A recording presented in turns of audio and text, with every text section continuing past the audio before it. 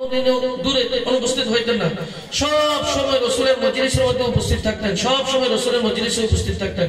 এজন্য দেখা যায় প্রাথমিক অবস্থায় যদিও তিনি আর স্মরণ শক্তিতে ঘাটতির কারণে কোনো কিছু মনে ছিল না, এক সময় রাসূল করিম সাল্লাল্লাহু আলাইহি ওয়াসাল্লামের নিকটে আবেদন করলেন। রাসূল করিম সাল্লাল্লাহু আলাইহি ওয়াসাল্লাম বললেন, তুমি তোমার চাদরকে বিছিয়ে দাও। হযরত আবু হুরায়রা রাদিয়াল্লাহু আনহু নিজের চাদরটাকে বিছিয়ে দিলেন। রাসূল করিম সাল্লাল্লাহু আলাইহি ওয়াসাল্লাম আবু হুরায়রার চাদরের মধ্যে এরকম ধরনের বিসমিল্লাহ পড়ে আরো কিছু জিনিস পড়ে দোয়া দিলেন। দোয়া দিয়ে বলতেছেন, আবু হুরায়রা তুমি এই চাদরটাকে তোমার সিনার সাথে জড়িয়ে নাও। হযরত আবু হুরায়রা রাদিয়াল্লাহু আনহু চাদরটাকে সিনার সাথে জড়িয়ে নিলেন। জড়িয়ে নেওয়ার সাথে সাথে এরপর থেকে রাসূল করিম সাল্লাল্লাহু আলাইহি ওয়াসাল্লাম যত হাদিস যেই তরতিবে রাসূল উচ্চারণ করেন, সমস্ত হাদিস সেই তরতিবে হযরত আবু হুরায়রা রাদিয়াল্লাহু আনহু মুখস্থ করে ফেললেন। এরপর থেকে আর কোন হাদিস হযরত আবু হুরায়রা রাদিয়াল্লাহু তাআলা আনহু বলতেন না। এখন তো সব সময় হযরত রাসূল করিম সাল্লাল্লাহু আলাইহি ওয়াসাল্লাম সহবতে থাকে। তৎকালীন যুগে এরকম আমাদের দেশের মতন বর্তমানে এত উন্নত সব সময় খানার ব্যবস্থা, নাস্তার ব্যবস্থা, এই জাতীয় সবকিছু ব্যবস্থা ছিল না। সাহাবায়ে কেরাম কোনো সময় 2 দিন 3 দিন পরে একটা খেজুর খেয়ে কোনো সময় তারা এরকম ধরনের দিন ইতিহাদ করতেন। হযরত আবু হুরায়রা রাদিয়াল্লাহু আনহু খানা খাদ্যের অভাবে কষ্ট পাইতেন। একদিন এরকম দেখা যায় এই খানার অভাবে ক্ষুধার কারণে তিনি বেহুশ হয়ে পড়ে আছেন।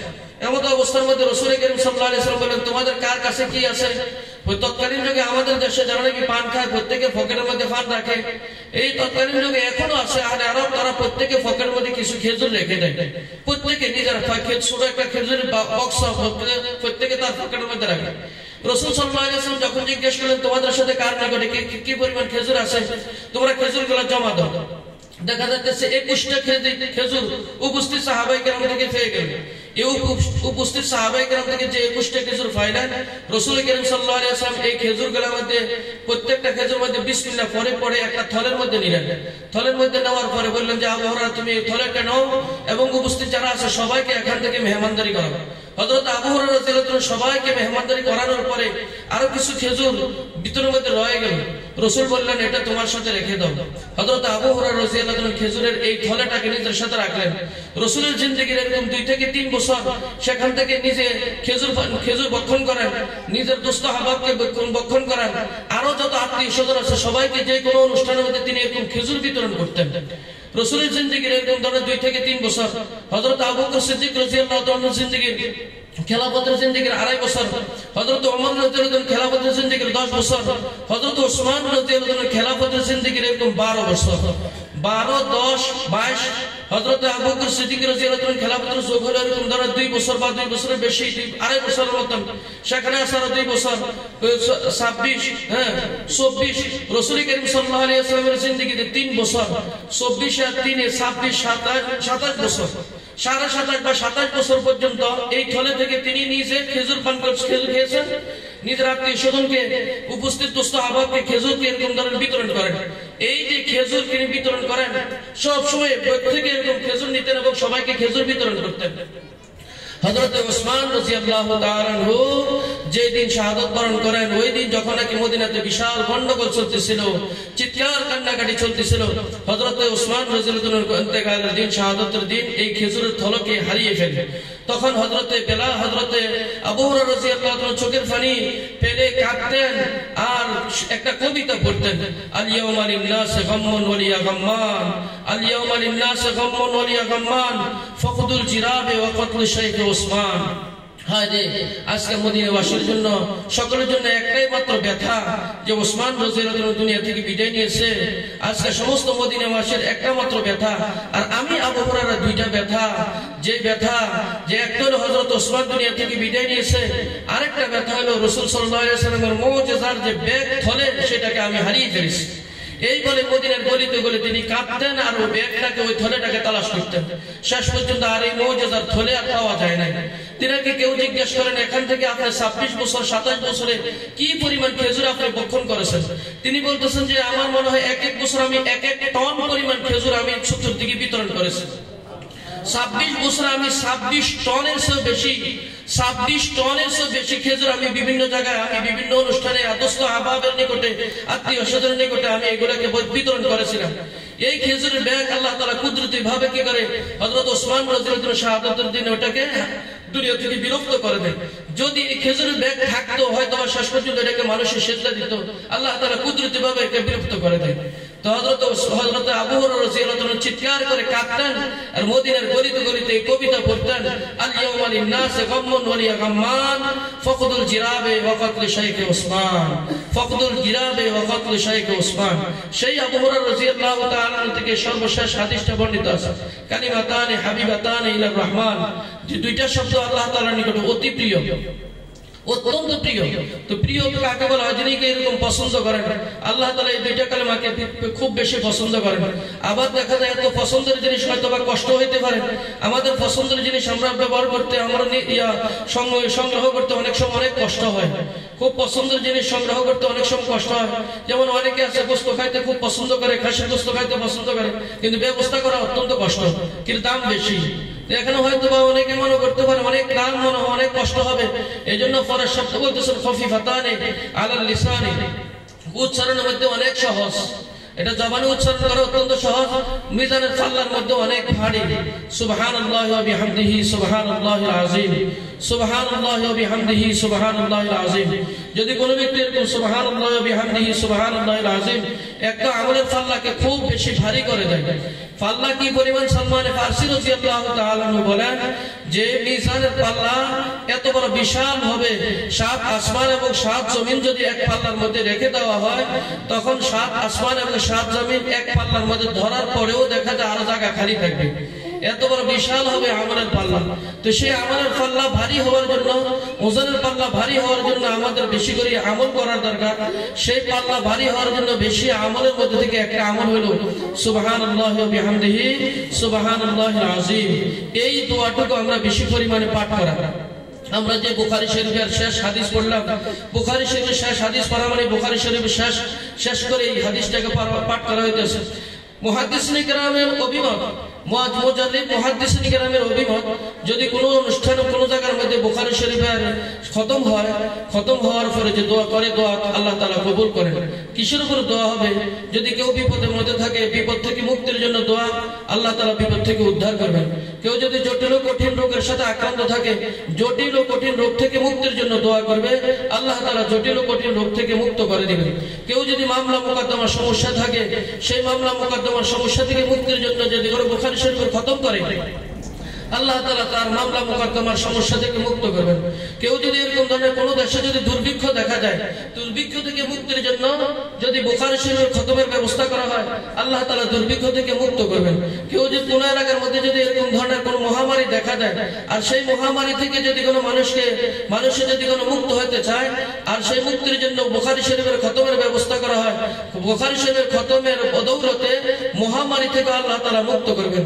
কোন দেশে যদি এরকম কোন এলাকায় যদি অনাবৃষ্টির কারণে মানুষের জীবজন্তু কষ্ট পায়, আর এই সমস্ত অনাবৃষ্টির উপরে ভিত্তি করে যদি কষ্ট থেকে মুক্তির জন্য বুখারী শরীফের খতম করা হয়, তখন আল্লাহ তাআলা এই বুখারী শরীফের খতমের উসিলায় বৃষ্টির ব্যবস্থা করে দেন।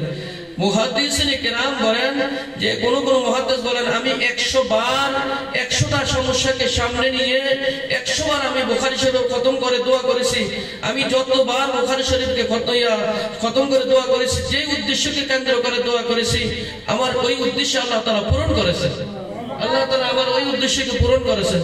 আমরা যে বুখারী শরীফকে, বুখারী শব্দ অনেক বড় বিশাল, আল জামিউল মুসনাদুস সহিহ আল মুখতাসর মিন রাসূলুল্লাহ সাল্লাল্লাহু আলাইহি ওয়াসাল্লাম ওয়া সুনানিহি ওয়া আইয়ামিহি।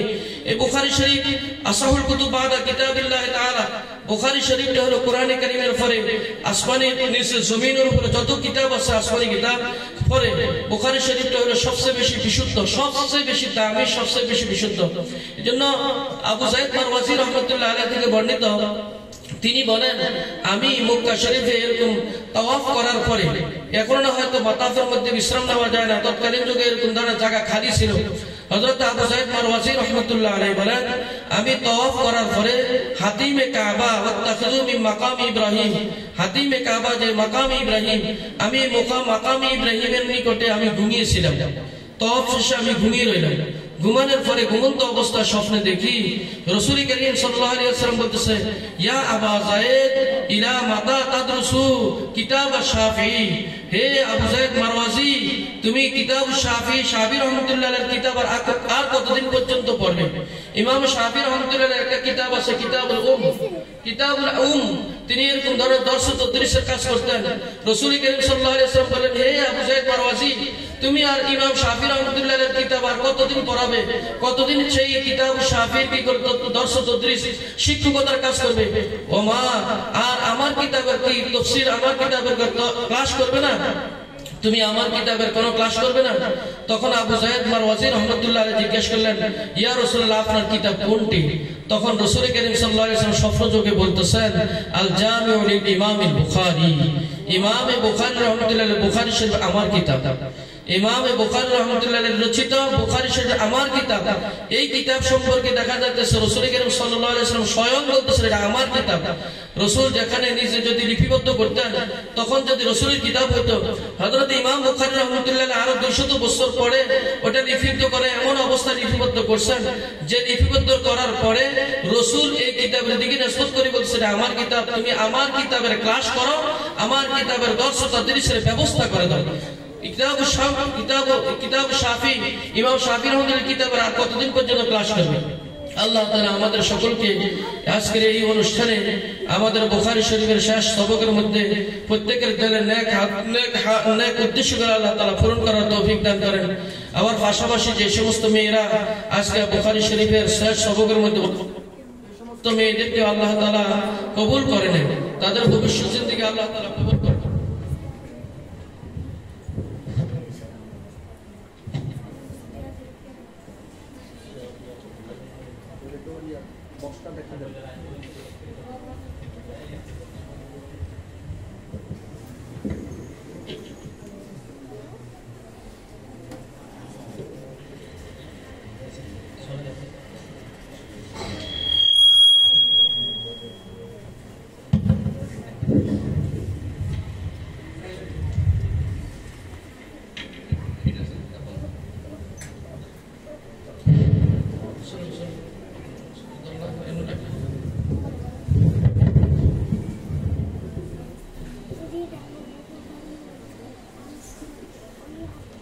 আমরা সবাই দোয়া করি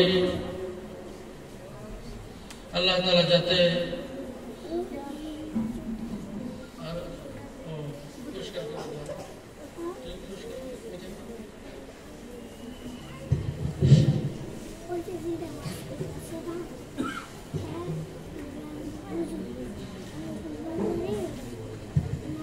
আলহামদুলিল্লাহ আলহামদুলিল্লাহ সবাই শুকরিয়া আদায় করি। আলহামদুলিল্লাহ আলহামদুলিল্লাহ আল্লাহ তাআলার নিকট অগণিত শুকরিয়া যে আল্লাহ সুবহানাহু ওয়া তাআলা আমাদেরকে এই 2024 এবং 25 ইংরেজি বছরে দাওরায়ে হাদিসের সমাপনী সবক শেষ করা হলো। এই জন্য সবাই শুকরিয়া আদায় করি আলহামদুলিল্লাহ। এর পিছনে আমাদের উস্তাদরা যারা অবদান রাখছিল আল্লাহ তাআলা সবাইকে উত্তম জাযা দান করুন, বলেন আমিন। এবং যে অভিভাবকরা এই ছাত্রছাত্রীদেরকে পড়ানোর পিছনে অনেক অবদান রাখছে আল্লাহ তাআলা তাদেরকে উত্তম বিনিময় দান করুন, বলে আমিন। এখন আমাদের মাদ্রাসা থেকে যারা এই বছর দাওরায়ে হাদিস মাস্টার সম্মান সমাপ্ত করবে তাদেরকে আমাদের পক্ষ থেকে কিছু উপঢৌকন দেওয়া হবে। উপঢৌকনগুলো হলো, এখানে তাদের কাছে আমরা কিছুই না, নগণ্য জিনিসগুলোই দিতেছি। এর মধ্যে একটা জায়নামাজ দেওয়া হইতেছে আর একটা ক্রেশ দেওয়া হইতেছে। আল্লাহ তাআলা তাদেরকে দ্বীনের খাদেমা হিসেবে কবুল করে নেয়, আল্লাহ তাআলা তাদের দ্বারা দ্বীনকে চমকায় নেয়, আল্লাহ তাআলা তাদের দ্বারা এরকম হাজারো ছাত্রী গড়ানোর তৌফিক দান করুন। আসলে দেখেন, এখানে যে আবু দাউদ পড়াইছে এই বছর, আমার এই স্ত্রী গেছে বছর বুখারী সানি পড়াইছে আলহামদুলিল্লাহ। এখানে অনেকের ছাত্রী, তো উস্তাদ এখানে আসছে খুশি হয়ে সে তার উস্তাদের জন্য কিছু উপঢৌকন পাঠাইছে, তার নিজের বেতন থেকে কিছু হাদিয়া পাঠাইছে। তো উস্তাদের সাথে যে একটা সম্পর্ক, এটা রুহানি সম্পর্ক। তো রুহানি সম্পর্কটা কিয়ামত পর্যন্ত যেন আল্লাহ তাআলা জারি রাখে। ছাত্রীদের দেওয়ার আগে আমি এই বছর যে আবু দাউদ পড়াইছে অত্র মাদ্রাসার প্রধান শিক্ষিকা, ওনার পক্ষ থেকে নুরুল হুদা ভাইকে এই উপঢৌকনটা হুজুরের হাত থেকে দেওয়ার জন্য অনুরোধ করছি। আরেকটা উপঢৌকন হলো মাহমুদিয়া মাদ্রাসা সাইফুল্লাহ রায়হান ভাই, সাইফুল্লাহ রায়হান ভাই একটু ব্যস্ততার কারণে একটু চলে গেছে। এর উপরকোণটা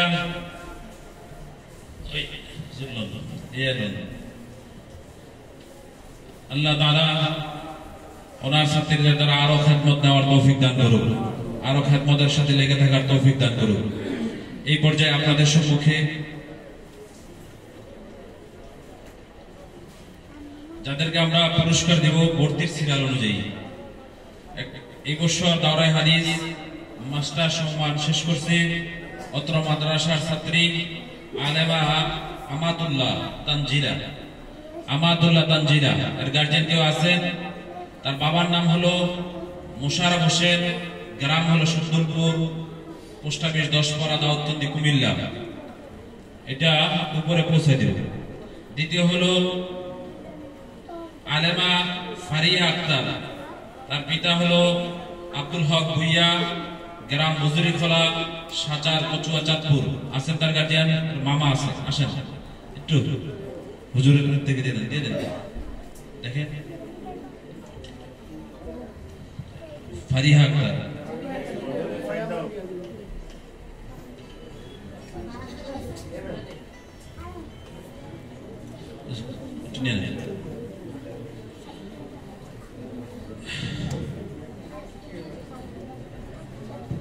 এখন তৃতীয় হলো জুয়াইরিয়া আক্তার রুবিনা, পিতা আলম মিয়া, দড়িগাঁও বাহেরচর তিতাস কুমিল্লা।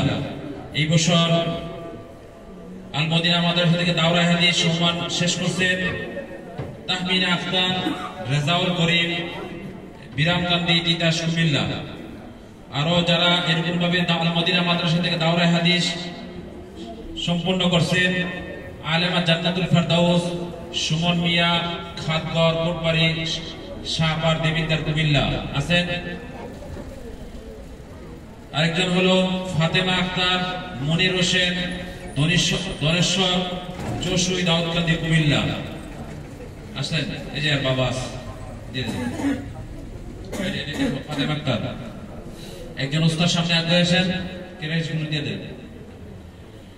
আরেকজন হলো সঞ্জিদা আক্তার, মোহাম্মদ বিল্লাল হোসেন, চরচারুয়া দাউদকান্দি কুমিল্লা। যার গার্জিয়ান আছেন সামনে অগ্রসর হয়ে আসেন। আরেকজন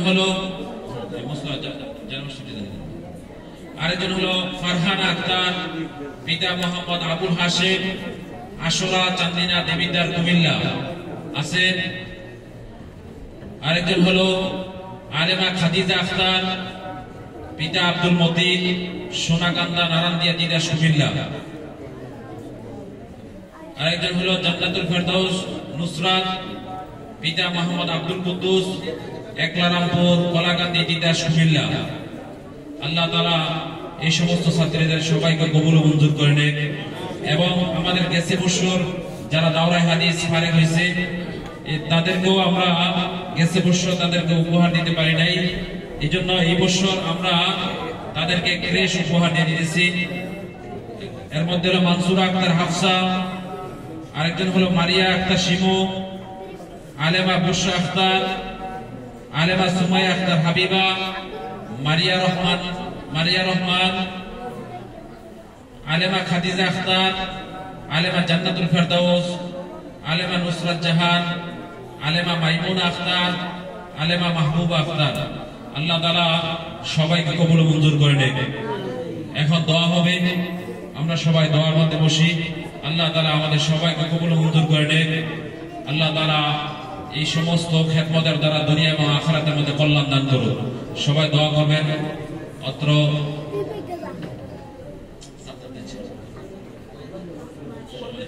সময় নেই, আরো কিছু ক্রেশ আছে যারা এই বছর দ্বিতীয় সাময়িক পরীক্ষার মধ্যে উত্তীর্ণ হয়েছিল।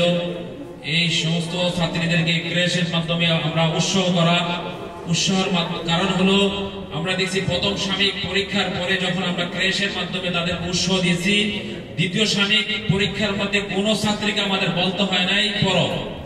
আমি নিজে খেয়াল করছি রাত্রে 12টা 1টা 2টা পর্যন্ত মেয়েরা জাগ্রত থেকে লেখাপড়া করছে। এই জন্য সামনে বেফাক পরীক্ষা, ওই বিভাগ পরীক্ষার সামনে এনে আমরা এই পুরস্কারটা দিতেছি এই জন্য যাতে করে তাদের লেখাপড়ার মানটা আরো ভালো হয়।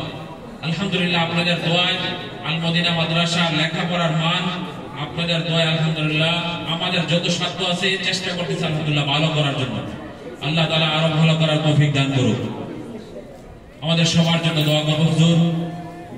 এবং এই বাড়ির মালিক অনেকে মারা গেছেন, এই ফ্ল্যাটের অনেক মালিক ছিল, জাহাঙ্গীর সাহেব মারা গেছেন, উপরের যে মালিকগুলো আছে তাদের অনেকেই মারা গেছেন, একজন জীবিত, দুইজন জীবিত আছে।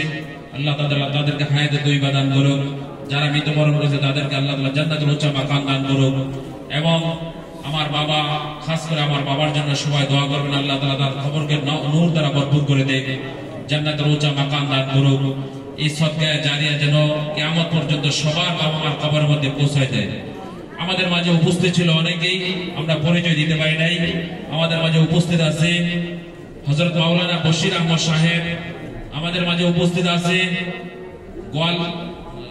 বড় গোয়ালি মাদ্রাসার মুহতামিম হযরত মাওলানা নাজমুল হাসান সাহেব, আমাদের মাঝে উপস্থিত আছে নুরুল হুদা আনসারী সাহেব আশরাফুল উলুম মাদ্রাসা, আমাদের মাঝে উপস্থিত আছে ইব্রাহিম খলিল সাহেব, মাওলানা ইব্রাহিম খলিল সাহেব মার্কাজুল ইমান মাদ্রাসা, আমাদের মাঝে উপস্থিত আছে মাওলানা